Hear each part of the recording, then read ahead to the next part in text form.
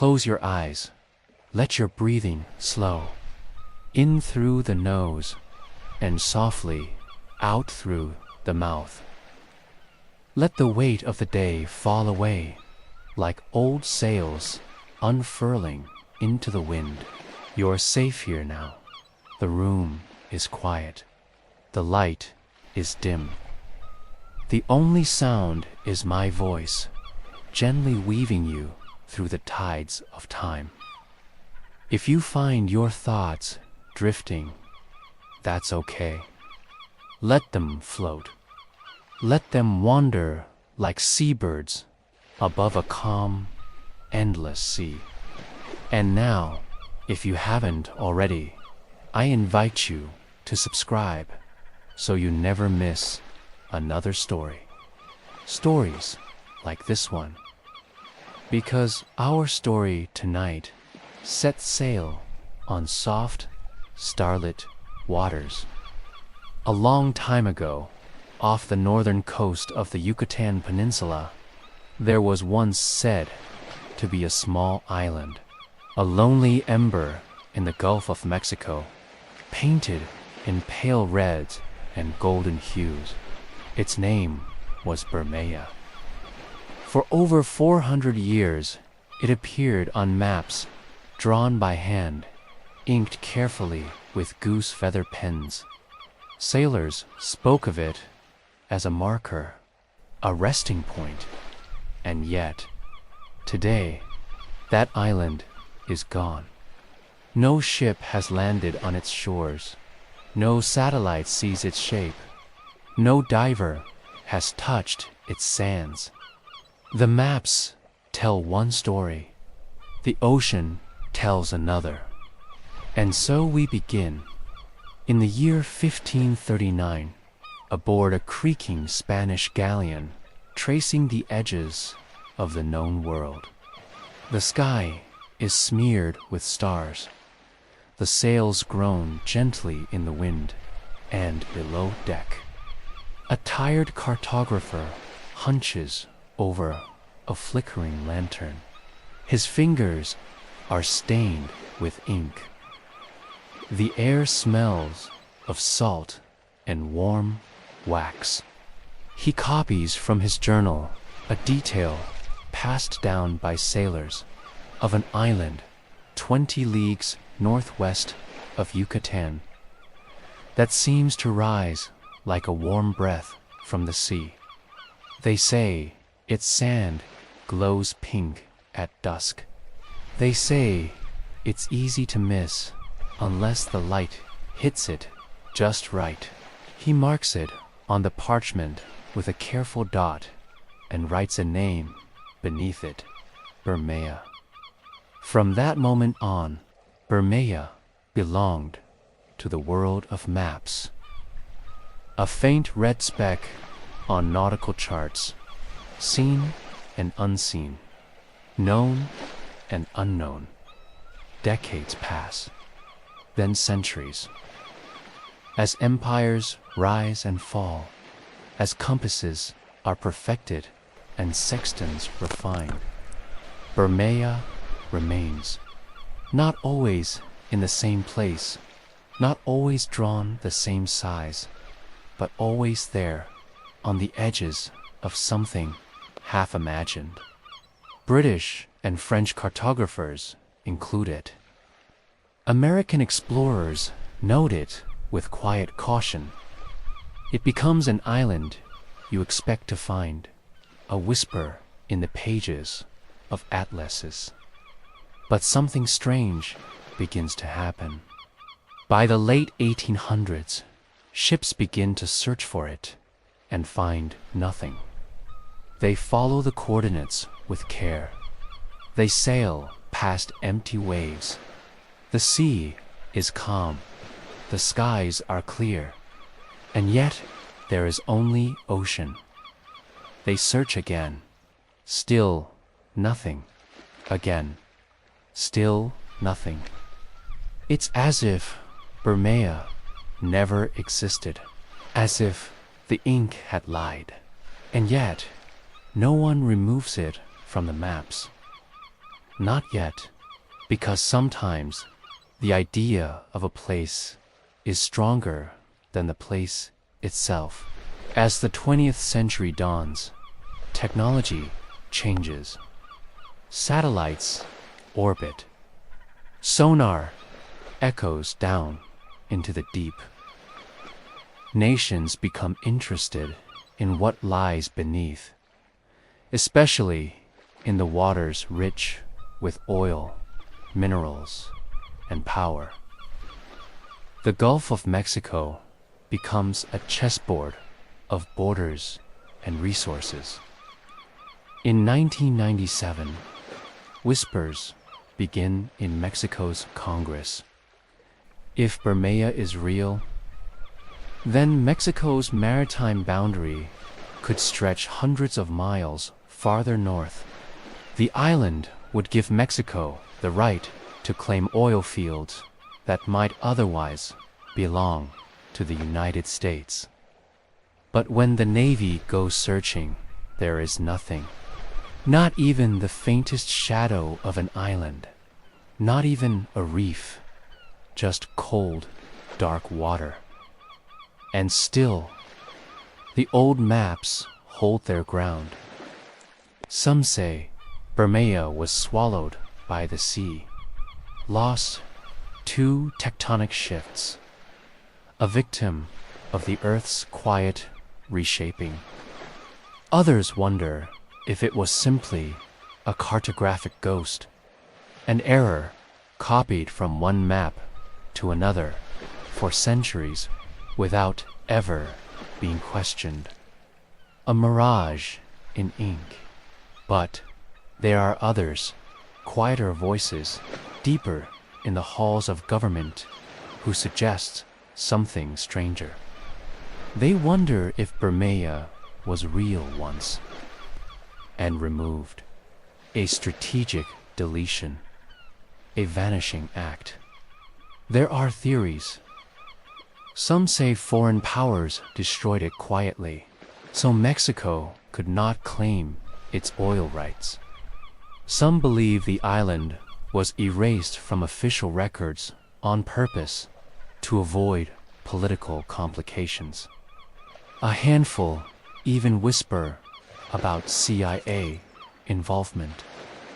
A conspiracy with no witnesses, no explosions, just a quiet erasure from the world's memory. But when 3 different expeditions set out in the early 2000s, equipped with the most advanced marine scanning tools, they return with the same answer. Nothing. No land, no wreckage.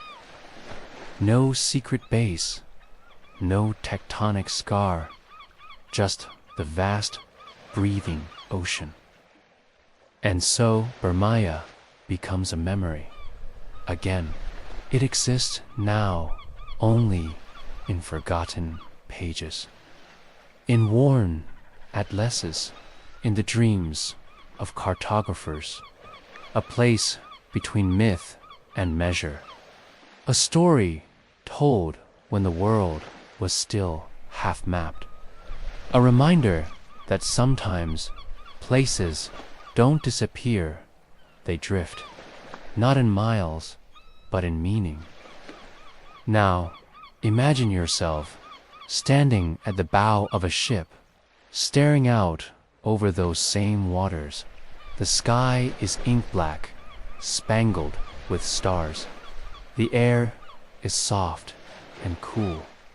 The sea glimmers with faint silver trails. And somewhere out there, just beyond sight, you feel the echo of Bermeja. Not as a place, but as a presence. A gentle hush between waves. Let your breath match the rhythm of the tide. Let the mystery of Bermeja hold you, not in fear, but in peace. Because even lost things can be beautiful. Even vanished names can cradle us to sleep. There is nothing to find now. Only the quiet, only the sea, only rest. Let yourself feel the slow sway of the deck beneath your feet. Let it cradle you like the arms of the ocean. The ropes creak softly in the breeze, and the hull moans gently like a sigh. All around you, the sea glows faintly under moonlight, silver on black. The world is quiet here. The world is still. The ghost of Bermeja lingers just beneath the surface. On some maps from the 1800s, the island is still drawn, a humble oval, floating on the northern edges of Mexico's claimed waters. Sometimes it's labeled plainly as Bermeja, and sometimes only a dot with no name. But it is there, and for map makers of that time, that dot meant something. It meant direction. It meant certainty. It meant the world had been seen and known. But even then, doubt had begun to settle like mist. Explorers sent to chart those waters returned empty-handed.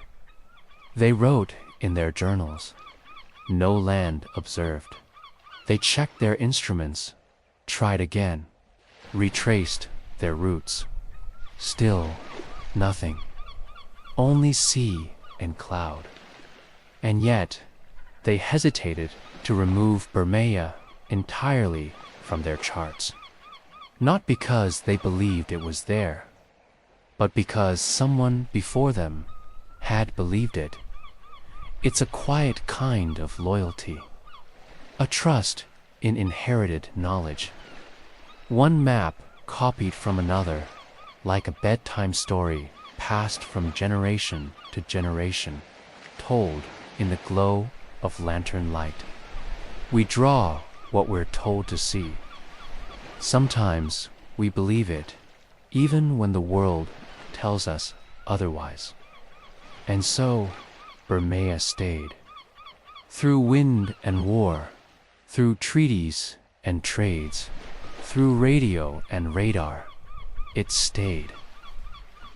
Until the world became too precise for ghosts. By the late 1990s, Bermeja had become more than just a spot on a map.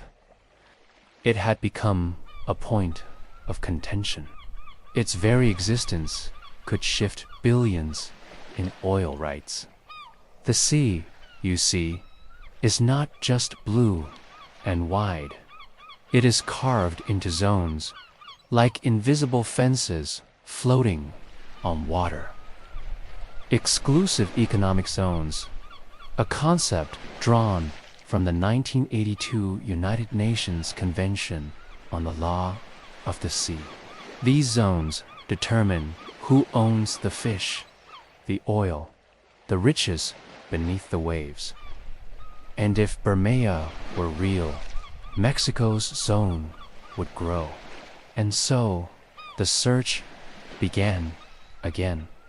Ships equipped with sonar and GPS, crews of marine scientists, cartographers, naval officers, all of them sailing to the exact place where Bermeja was supposed to be. The coordinates were clear. Latitude 22 degrees 33 minutes north. Longitude 91 degrees 22 minutes west. There was no storm, no fog. The sea was calm, and yet there was nothing, not even a reef, no underwater peak, no submerged foundation, just an abyssal plain, smooth and silent, 1,400 meters deep, too deep for an island to have simply eroded away, too still for tectonic destruction, too perfect in its emptiness.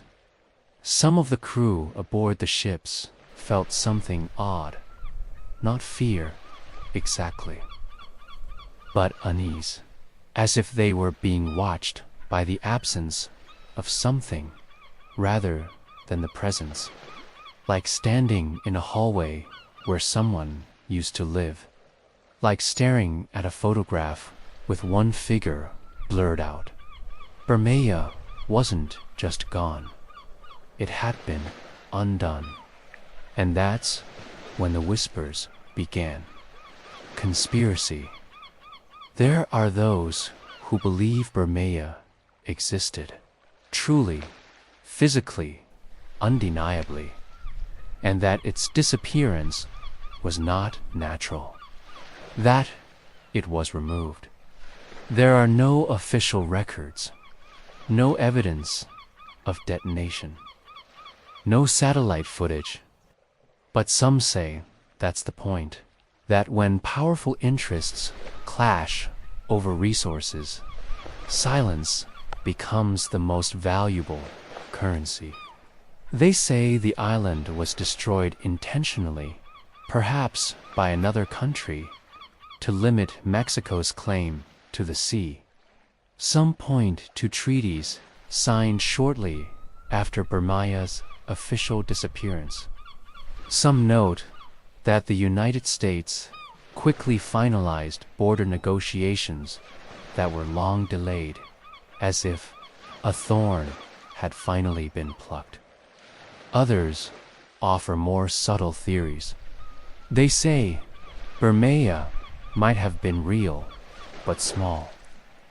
Just a sandbar, perhaps, or a coral atoll, and that rising sea levels swallowed it over time, or that it never existed in the first place and was simply a story copied so many times that it became indistinguishable from truth. But whichever tale you believe, one truth remains. The sea is vast, and history is often written on waves, and sometimes it washes away. Now, imagine yourself aboard that final expedition. You've sailed 4 days. The sun is high. The water is deep sapphire, still as a sheet of glass. You peer over the side of the vessel, waiting for something, anything, to break the surface. But there is nothing, only the slow rocking of the ship, only the distant call of a seabird, only the faint crackle of radios repeating the same words. No island sighted. The crew begins to pack. Instruments are stored, coordinates rechecked one last time.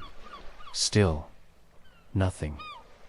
You stand at the railing a little longer.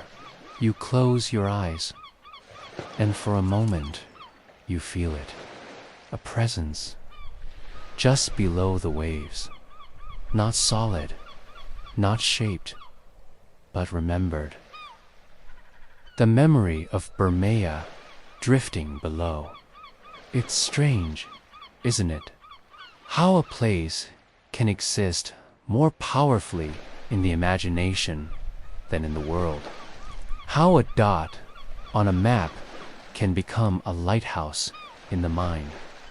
Some say Bermeja is just that, a collective illusion, a shared dream between mapmakers and nations, a wishful shape drawn in the empty spaces. But others say maybe it's still out there, hidden by clouds, masked by currents, waiting for the right eyes to see it again. For now, it sleeps beneath the surface, untouched, undisturbed, and as the ship turns, as the engines hummed life, and the bow cuts gently through the blue, you feel peace, not because the mystery was solved, but because it wasn't. There is comfort in not knowing everything. There is calm in letting some places remain lost. There is quiet in the space between facts. Let that quiet settle into your bones now. Let it spread like warm light. You are floating, drifting, the ghost of a forgotten island, resting in your thoughts like a lullaby. The ocean does not mourn. It simply remembers. And so do we. The ship is far behind you now, nothing more than a shimmer on the horizon. You are alone, floating gently on your back in the Gulf's warm waters. The sky above is streaked with fading pink and velvet indigo. A single gull glides high overhead, wings silent, a paper-thin cutout against the fading light. You are not afraid, because here the ocean holds you like a cradle. Somewhere beneath, a memory sleeps. The sea remembers. It always does. In a quiet archive in Madrid, an old nautical chart rests beneath layers of dust and linen. Its edges are curled, its ink faded, but there it is, Bermeja, drawn in confident strokes, just off the Yucatan, a red island in a blue sea. No one touches this map now. No one argues with it. It simply exists, tucked between brittle atlases, part of a world that once was, or perhaps never was at all. Back in Mexico, elderly fishermen from Campeche tell quiet stories of an island their father spoke of. Not one they had seen with their own eyes, but one spoken of around firelight. They describe it the way one might describe a dream half remembered, with hesitation, but with certainty. They say it had no trees, only sand, red like clay dust.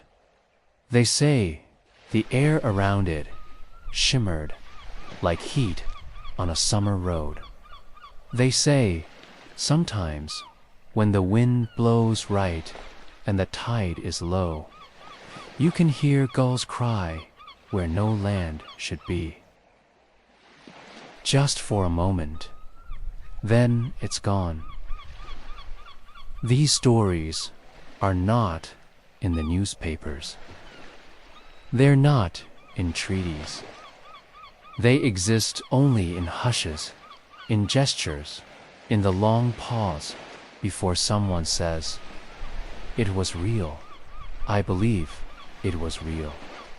But belief is a tricky thing. It floats. It doesn't anchor. And Bermeja, whatever it was, floated too. In recent years, the questions have softened. Investigations closed.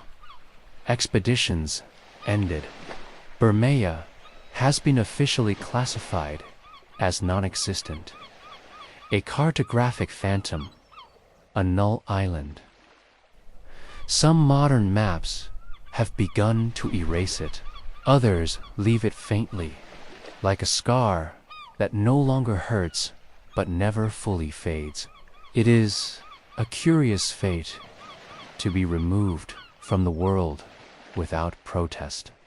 But Bermeja seems content to be forgotten, or perhaps to wait.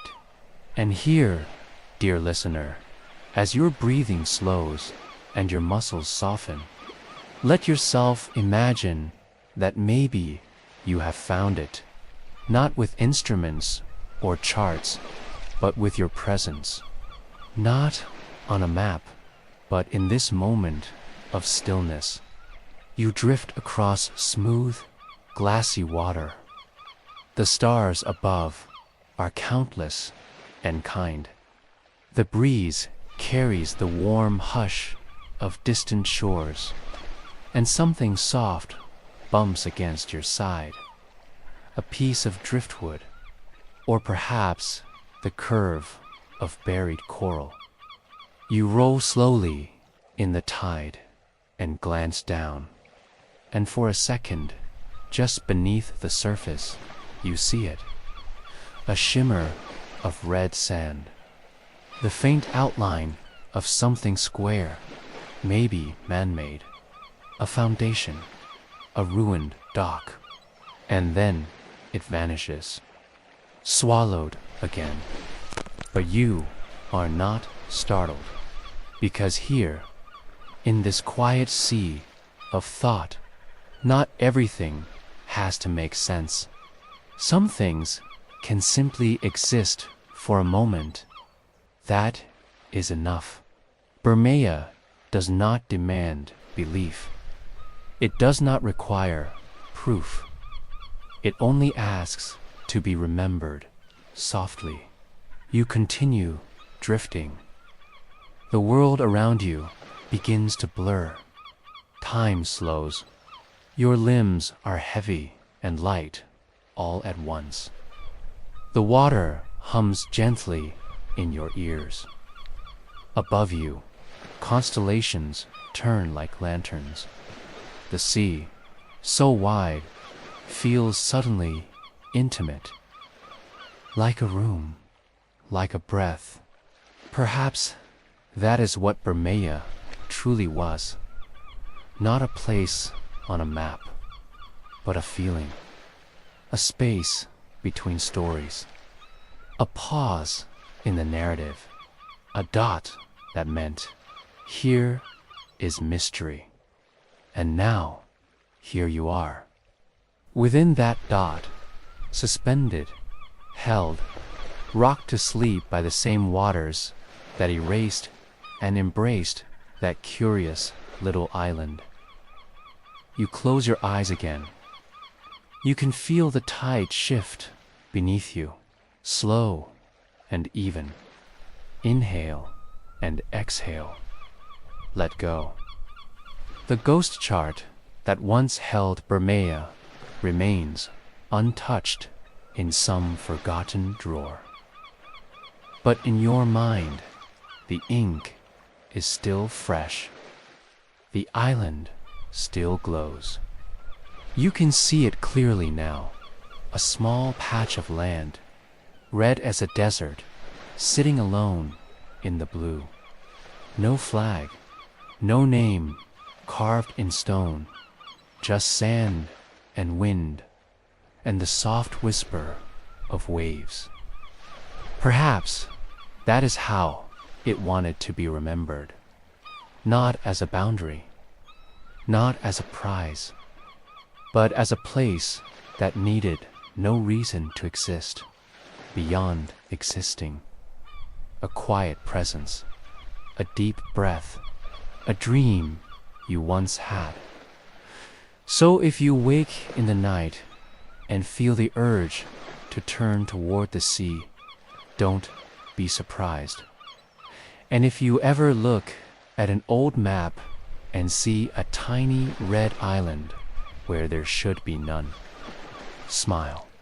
You've been there before, in sleep, in stillness, in this story. And now it's time to let the last threads of wakefulness fall away. Time to drift deeper. Let the waves carry you. Let the sea hold your story now. There is no more searching to do. You are already here on Bermeja, at peace, at rest. You are not alone here. All around you, the sea holds the echoes of those who once searched and waited and wondered. Gentle voices ripple through the dark, explorers, sailors, cartographers long gone. Some wrote of Bermeja with certainty, others with doubt. But all of them paused at some moment in the same spot you now float, aboard the Spanish ships of the 16th century. Their sails, like ivory clouds above turquoise waters, men held faded compasses and squinted at rough-drawn charts. They spoke of islands too small to anchor on, yet too important to forget. They spoke of red sands that shimmered like fire under the noon sun, and how the sky above those latitudes always seemed a little stranger. In those days, the maps were as alive as the sea, always shifting, always dreaming. When Juan de la Cosa, Columbus's cartographer, first painted the known world, he did so on ox hide with ink that ran when damp. He added islands based not only on sight, but on stories. Sailors' tales were enough, and Bermeja may have been one of them, a story whispered on a warm deck, drawn into the world by a hand that believed enough to make it real. And then others copied that chart, and others copied them. And slowly the story hardened into geography. Bermeja was born not with fanfare, but with pencil. And for hundreds of years it stayed, until it didn't. By the early 2000s, long after satellites had painted the Earth in endless resolution, a ship bearing scientists and surveyors was sent once more to the coordinates where Bermeja had lived for centuries. They brought sonar, divers, satellite imaging, and questions sharpened by politics. If Bermeja existed, Mexico's territorial claims would expand. If it didn't, a slice of sea would belong to someone else. And so they looked carefully, repeatedly, and they found nothing. Not a reef, not a ridge, not even the suggestion of a submerged shelf. It was like staring at a painting that once had a figure in it, now brushed away with perfect precision. The island, once so firm in ink, had never left a trace, not even a ghost. That was when the sea seemed to hush, as if it too didn't want to speak. Conspiracy theories blossomed like night-blooming flowers, quiet and persistent. Some believed the island had been obliterated. Others said rising seas had swallowed it whole. Others still whispered of intentional deletion, that Bermeja had been a casualty of oil, politics, or something more arcane. But the sea itself offered no answers. It is, after all, very good at keeping secrets. And maybe that's why Bermeja still calls to us. Not because we miss it, but because we never truly saw it. It is the missing piece in a puzzle we were never meant to finish. A lullaby with no last verse. A dot on the map that asks us gently to wonder. And that wonder now rocks you, softly, back and forth, like a story told again and again, until the edges blur and only the feeling remains. You are warm, safe, floating between what was, what is, and what might have been. Bermeja is here now, not as a fact, but as a space, a stillness, a soft breath taken before dawn. If you listen closely, you can hear the slow sigh of the ocean floor, the turning of invisible currents, the hush of time itself drifting around you like silk. Sleep is near. The stars above swirl slowly, their reflections rippling like candlelight across the water. The moon leans low, touching the surface with silver. You feel the tide move beneath you, calm and ancient, as though it remembers every name the island was ever called, and has chosen to keep the last one for itself. There is no need to search anymore. No need to ask. No need to explain. Because Bermeja has done what few things do. It has become memory without ever being memory. It has become a dream we all share, a place we can return to whenever the world feels too loud, too solid, too seen. Here, in this sea of not quite forgotten things, we find peace. So let the water cradle you now. Let the soft quiet of the Gulf wrap around your chest. Let your fingers drift in the warm current. There is nothing more to know, nothing more to do. Only the story in your breath, and the dark that is not empty but full of rest. You are safe, you are still, you are home on Bermeja.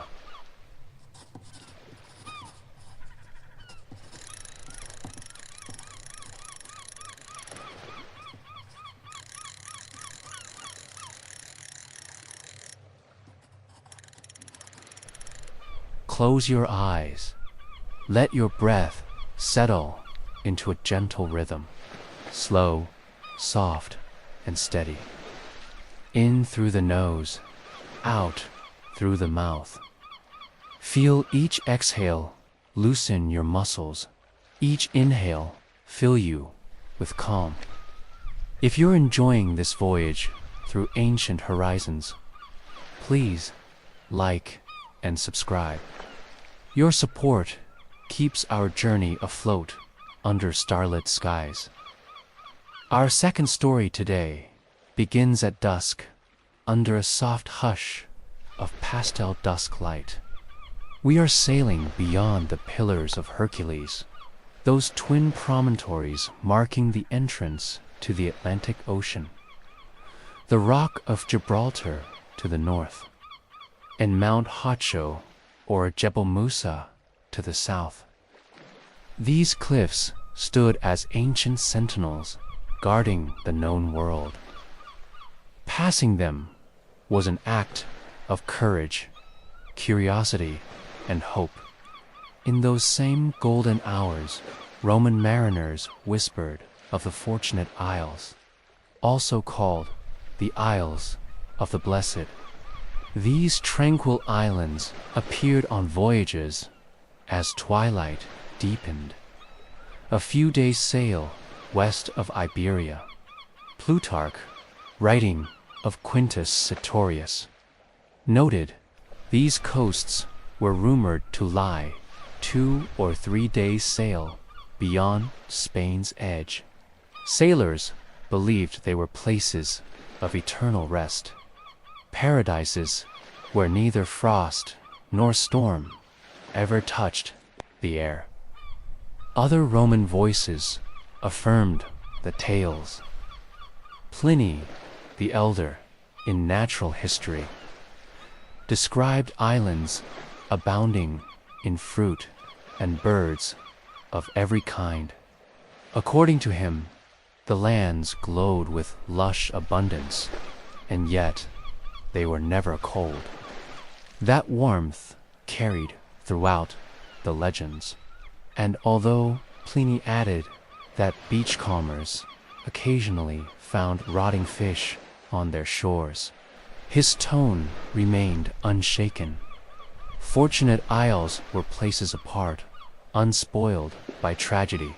Behind these words lay centuries of myth, woven between sailors' logs and written histories.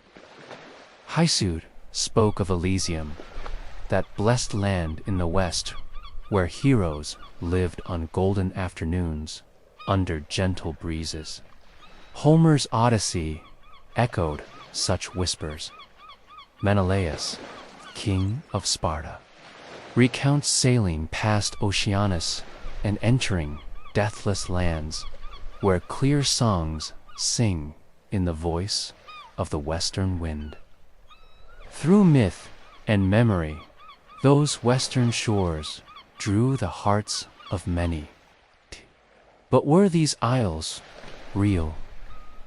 By the 1st century CE, Roman officials answered with curiosity and caution. Anchors were dropped, oars dipped into the sea, and vows were whispered to Neptune. Some expeditions were sent deliberately to find these promised lands. Carthage's navigator Hanno had earlier charted parts of the Atlantic and African coasts. A Carthaginian poem, Periplus, tells of him founding cities and sailing south into unknown waters, into the Atlantic swells that wrap around the Fortunate Isles. By the time of Pliny, Stoic geographer Posidonius noted that some sailors remembered Hanno touching smaller islands beyond the Pillars. Could those islands be the same? Yet no maps of that era show clear placements, no coordinates, no markers, but steady imagination. Still, hints emerged. In the 3rd century BCE, Greek historian Hellanicus of Lesbos wrote that Poseidon had placed Lycus, his son, upon the Isles of the Blessed. A remembrance, perhaps rooted in a real island once glimpsed, a place deemed worthy of a god, timeless and serene. During Roman rule, Augustus, emperor of a growing empire, asked his African client king, Juba II, to explore the western seas. Pliny records Juba's expedition, though no logs remained. Nor did their names vanish, only vague echoes. That fertile, temperate isles lay not far from the Pillars, framed by the horizon, waiting for discovery. By medieval centuries, Christian scholars like Isidore of Seville acknowledged the Fortunate Isles as lands blessed with vegetation. Monastic chronicles spoke of an island nearest the setting sun, rich and mild, full of fruit trees growing from the earth without plow or toil. Merlin's Avalon, associated with apples, often intertwined with Fortunate Isle myth, its magical orchards and perpetual youth echoing Elysian promise. As early explorers in the 15th and 16th centuries charted Madeira, the Canaries, and later the Azores, these islands emerged as potential candidates for the fabled isles. Madeira's warm climate and evergreen laurel forests, the Canaries' lush valleys and volcanic richness. And the Azores' vivid green peaks matched ancient descriptions. Many maps began labeling them insulae, fortunatae, isles of fortune, echoing both myth and hope, weaving legend into reality. Imagine our Roman galley arriving at such a place at dusk. Sailors guiding the vessel into a sheltered cove as oars dip in unison. The sun dips behind wind-whispered palms. With anchor dropped, rowers use small skiffs to tie olive branches to silver boughs. A coin glimmers as offerings at the shore. These acts, ancient rituals, were woven from threads of gratitude and awe. They honored Neptune for a calm passage and the unseen caretakers of these peaceful lands. At dusk, they stood behind sheltering groves, inhaling the sweet scent of blossoming citrus.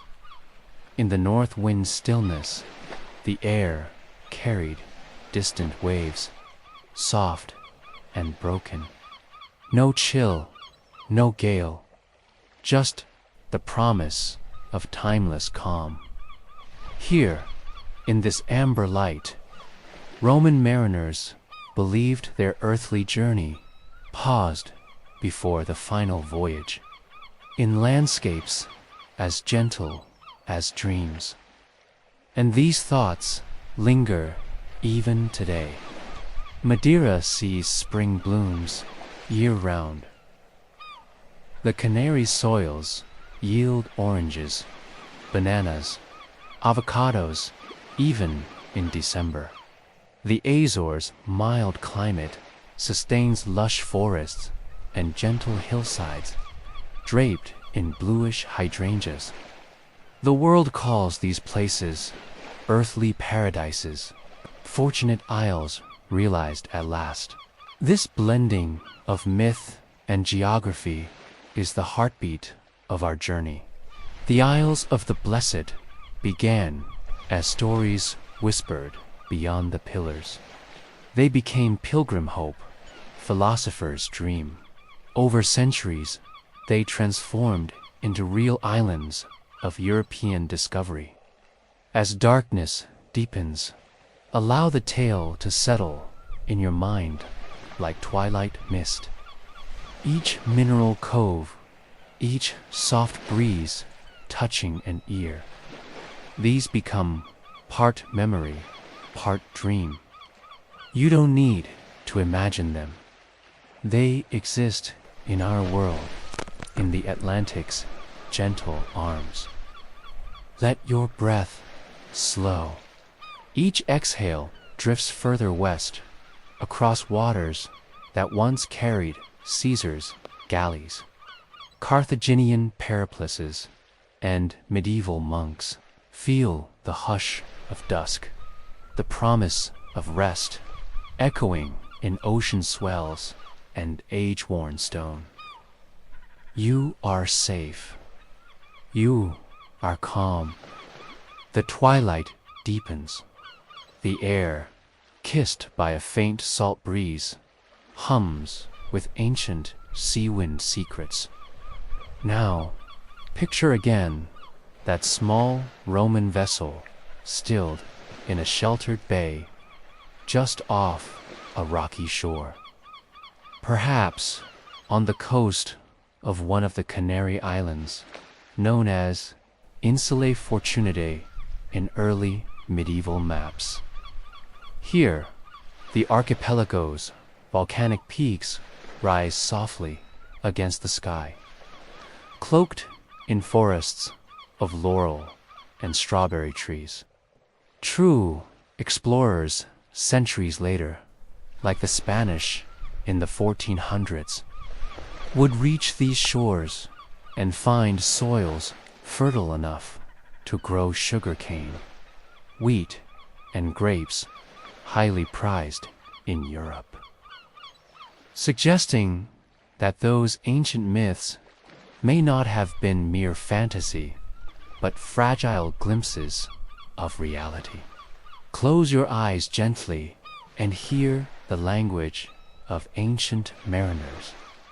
Latin words chanted as the anchor drops, prayers to Neptune, clinks of bronze coins sinking into tide-soft sands. You can almost hear the folks across millennia offering thanks not only for safe passage, but for rest, abundance, and reprieve, gifts of islands unmarked by decay or shadow. There were no city lights here, no soldiers' march, just wind and waves and distant gull cries. One can still find the ruins of Roman era, anchors and amphorae on Tenerife's shores, clues that link legend to fact.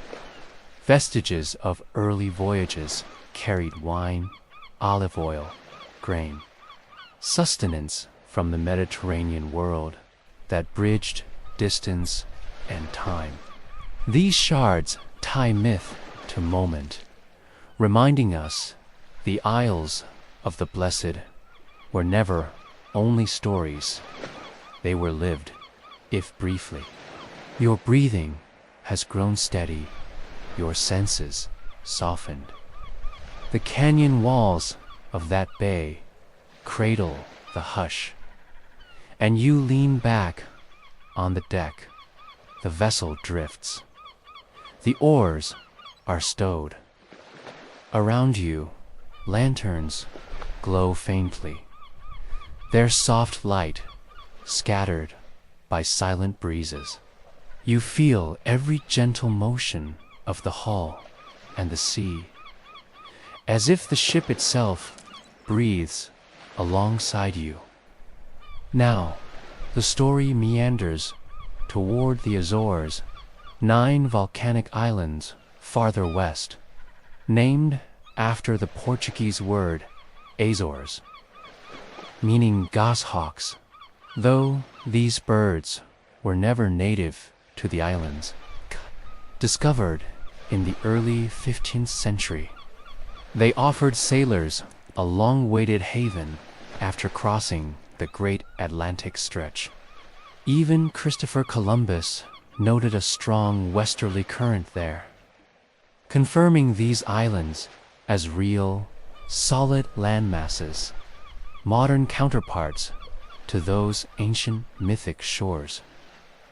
Let the sensation of solid ground under a traveler's foot ground you. That first handful of Azorean soil, chalky volcanic dust, yet alive with mosses and hardy shrubs, became evidence. Explorers found ferns and wild lilies growing in terraces etched by farmers and monks.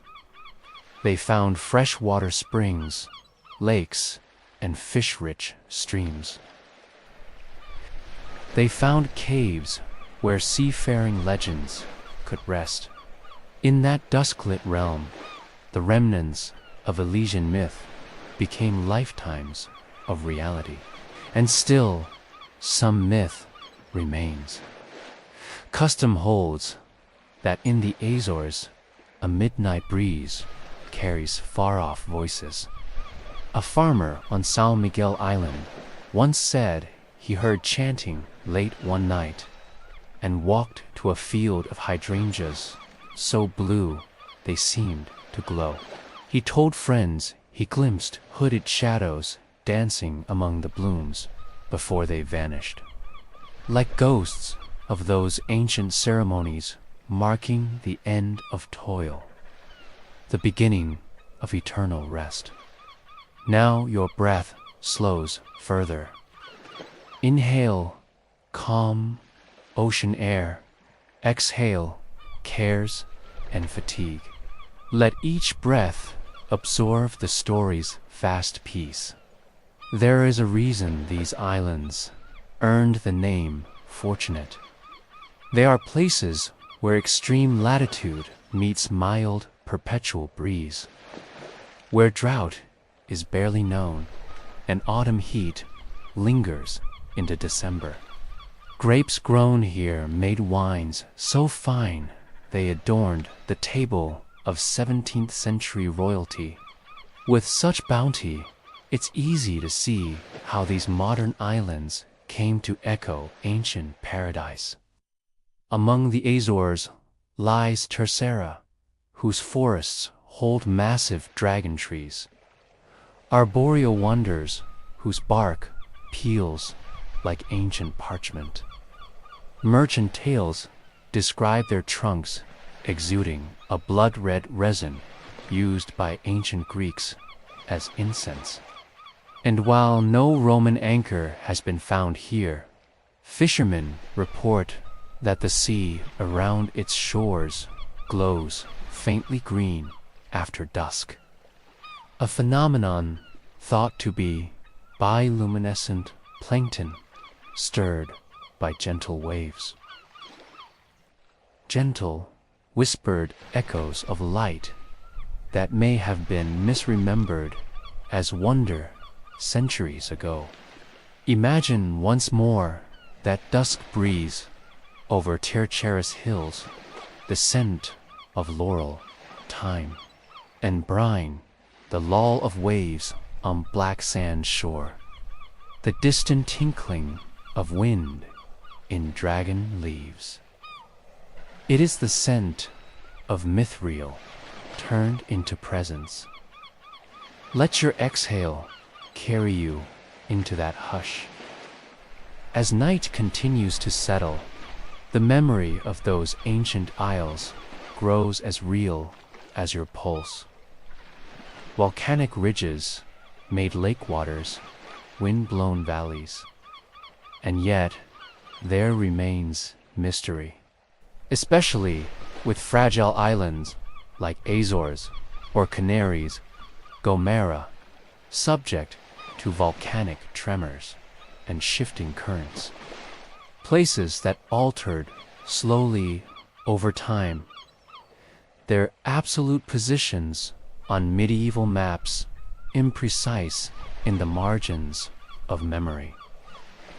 Even now, cartographers smile at older maps that show Isla di Fortunata clearly off course, with lapis lazuli sea markings clipped around it, drawn beside islands that later proved to be Tenerife or Gran Canaria. Segmentations of myth, refocused, transformed. Let that thought flow through you, that even if maps are across terrain and time, the human heart still remembers in a truer way. Feeling the relief of dusk, the calm of a sheltered inlet, those experiences became stories. Those stories became legend, and legends carried forward into real voyages. You are carried forward now, deeper, toward a restful harbor. Allow the cadences of this tale, no sudden chills, no dramatic spikes, to continue winding down your nervous system like oceanic currents melting into sea floor. Here's the final reminder. The Isles of the Blessed started as myth. They became real enough to reach, becoming Madeira, the Canaries, the Azores. Yet, through all that transformation, they remain islands of peace, of respite, gifted twilight places in the edge of the map. The world learned they were not perfect paradise, but they offered something quieter, rest after the storm, calm after exertion, hope after hardship.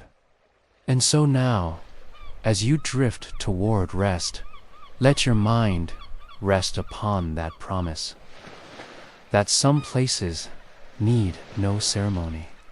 They need only open arms, like quiet havens waiting at day's end. The sea is calm, the sky is still. You are at rest. The moonlight ripples across a sapphire sea as our galley now drifts onward, guided by oars resting in still waters. Beyond the reach of storms and human frenzy, you listen to knowledge whispered through centuries.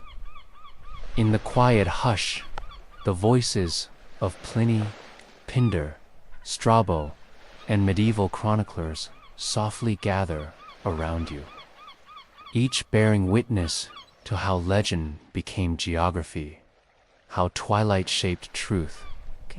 In modern times, those same isles of the blessed reappeared on ship logs.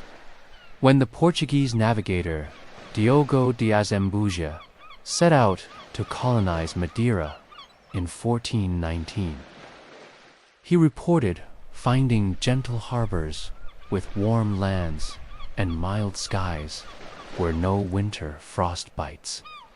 The early settlers took root, planting wheat and grapes on terraced hillsides, proof that Eden-like abundance was more than myth.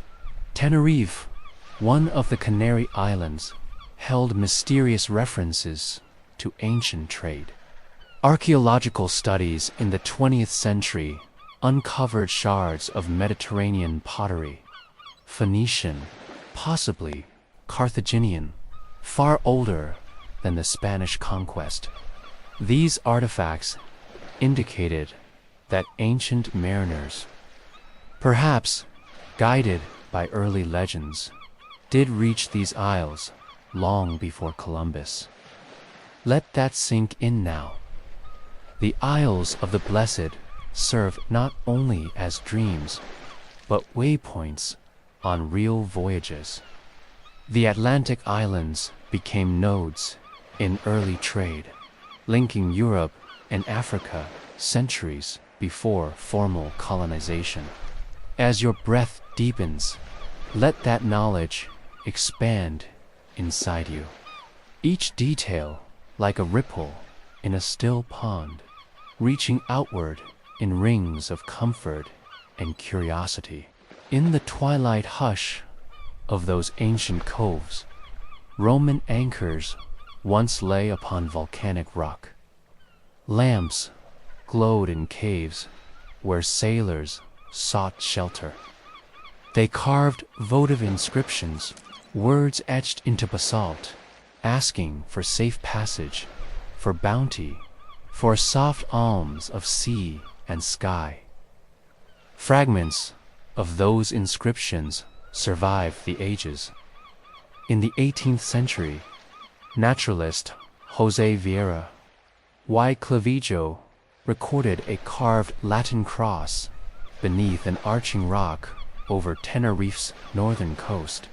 While weathered, it still hinted at Roman era visits. Proof the Isles of the Blessed weren't always just a metaphor. They were solid, real. Now, feel that solidity in your body. Shoulders relaxed, spine gentle. You are supported as those mariners were supported, by belief, by geography, by reaching shores.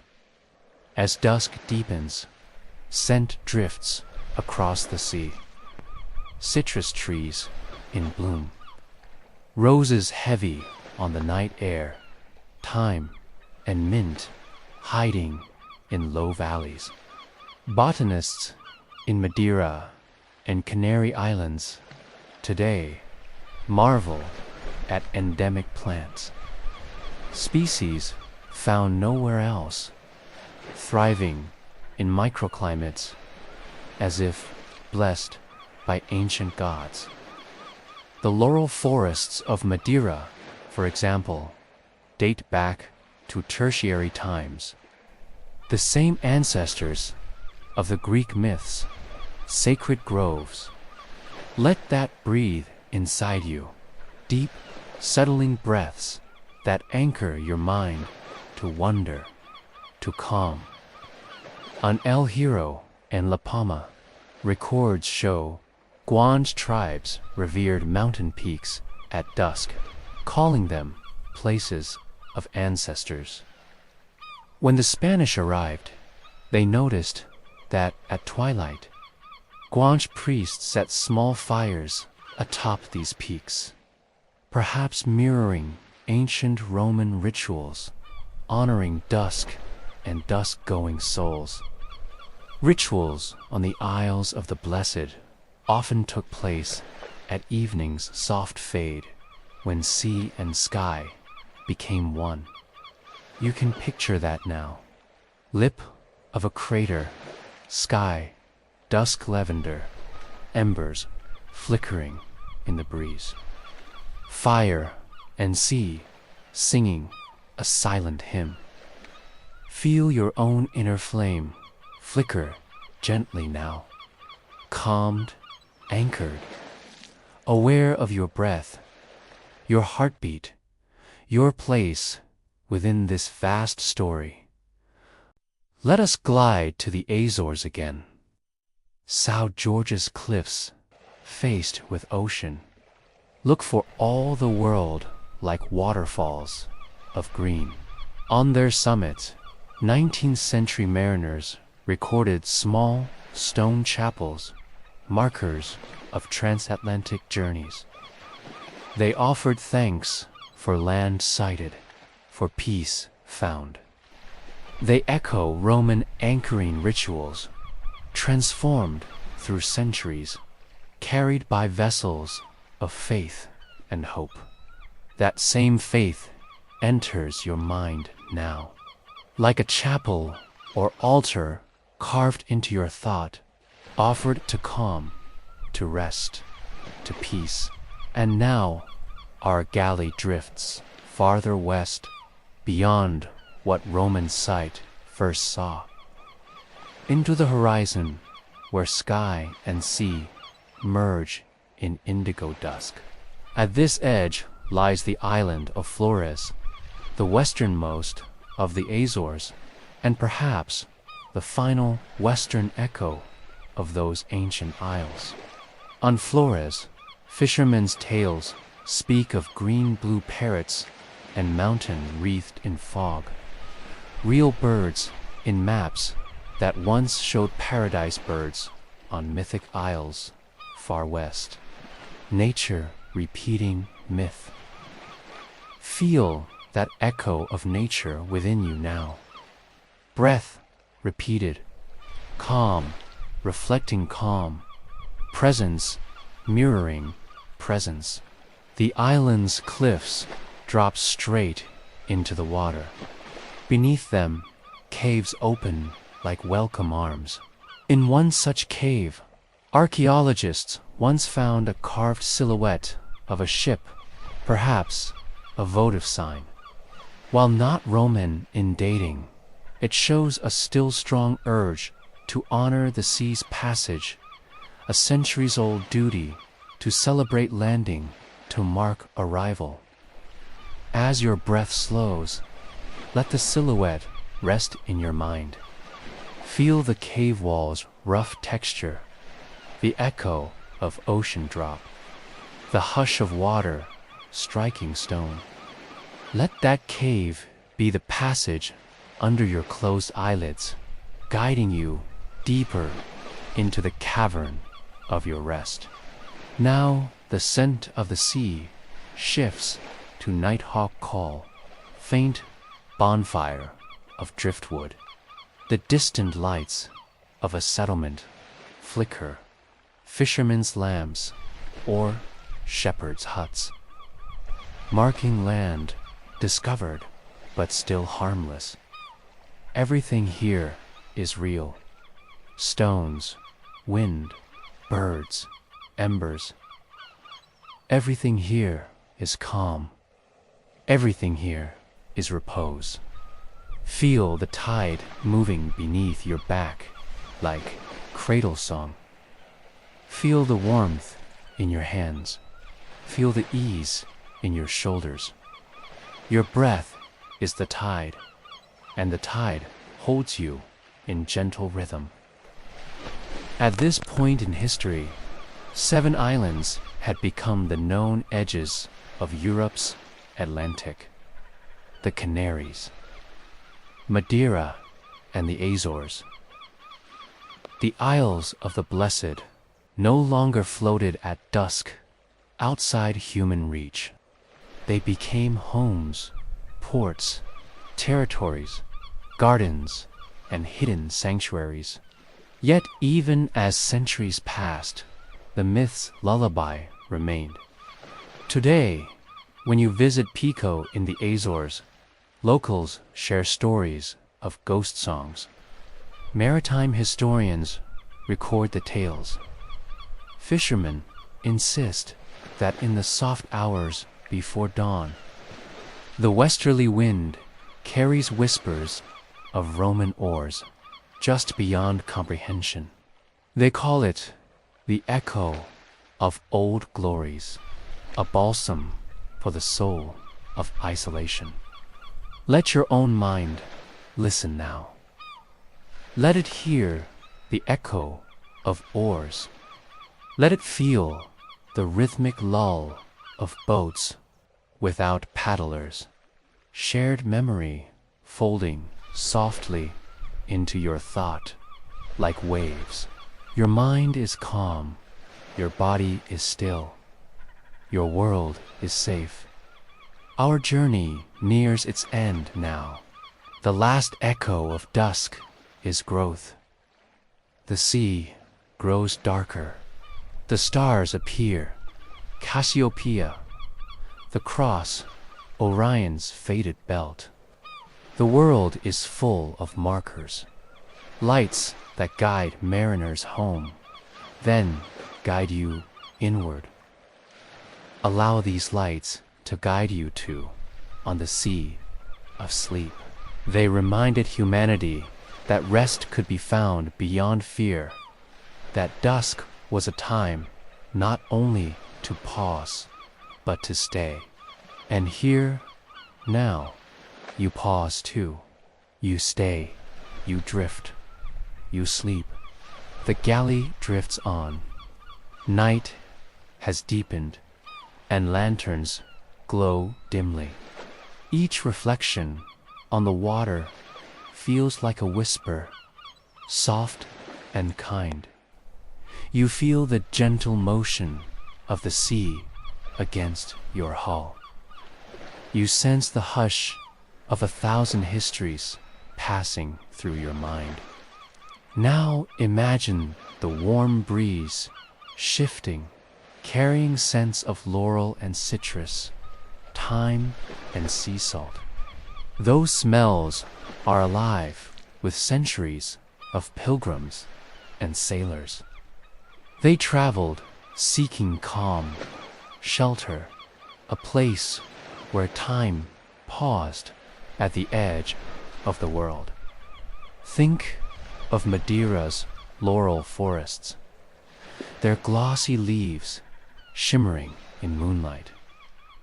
Once a refuge for sailors weary of storms, now travelers come again for rest and healing among that ancient greenery. The island's mild nights eased fevers and tired lungs, offering a balm to the weary. Feel the moist earth beneath your feet. Crushed pine needles and soft moss, comfort beneath bare soles. Your breath finds rhythm there, steady and deep. The breathing grounds you. It carries the story inside your body until myth and memory merge. Let us return to the islands of the Azores at the edge of night. São Jorge's steep cliffs have seen centuries of travelers. Past galleons glided close enough to hear wind chimes of basalt cave openings. And there, centuries later, carved stones remain, echoes of those reminders that travel matters and rest rewards. Remember Pico's mountain, dark and tall, rising from the Atlantic. When the volcano sleeps and vineyards stretch across its flanks, fishermen speak of the gentle hush of dusk carrying distant voices. They say it feels like poetry passed on the wind. Let that feeling carry you too, voices carried on currents, stories rooted in stone, lungs filled with quiet air, deep breaths. Let your chest rise and fall in gentle waves. Now drift further west toward Flores, a world away at the western edge of Atlantic discovery. In a hidden grove of Laura Silva forest, hydrangeas dark as twilight bloom. Their petals whisper in the night breeze. They seem to glow against the emerald backdrop. Travelers say the flowers remind them of memory, blossom, fragile, gentle, unfolding in the hush of dusk. Allow the petals to unfold in your thoughts, each one a small refuge, a place of calm buried in midnight hues. They remind you that peace can grow even in volcanic soil. Feel the stone beneath your fingertips now, solid, rocked by time, but at rest. A hush steals into your bones. Every breath drifts deeper into that quiet place. Our galley drifts on, slipping creaklessly past hidden coves and mossy shores. You feel yourself drifting too, beyond the reach of today's rush, beyond worry or fear. The world is small now, just sea and starlight. The myth of the Blessed Isles whispers still, not in grand words, but in the hush of twilight and eternally mild air.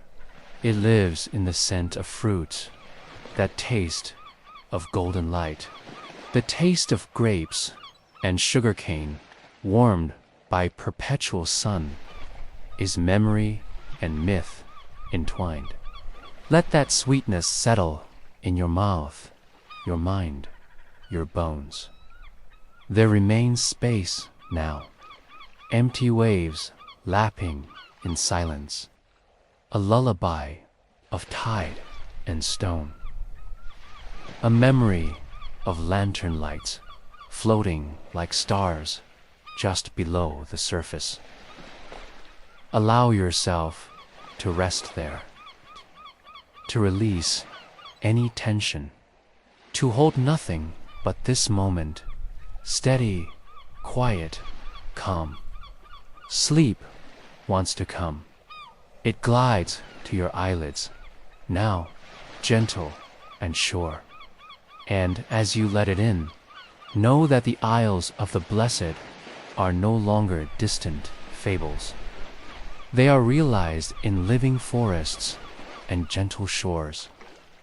They are stepping stones in human history and beacons for our tired hearts. The galley sinks toward anchorage. At its prow, a final lantern flickers before it is extinguished. The oars rest, the crew sleeps, the world is calm. So now you rest. The sea holds you. The myth guards you. The dusk cradles you. You have sailed beyond past and future. You have arrived at peace.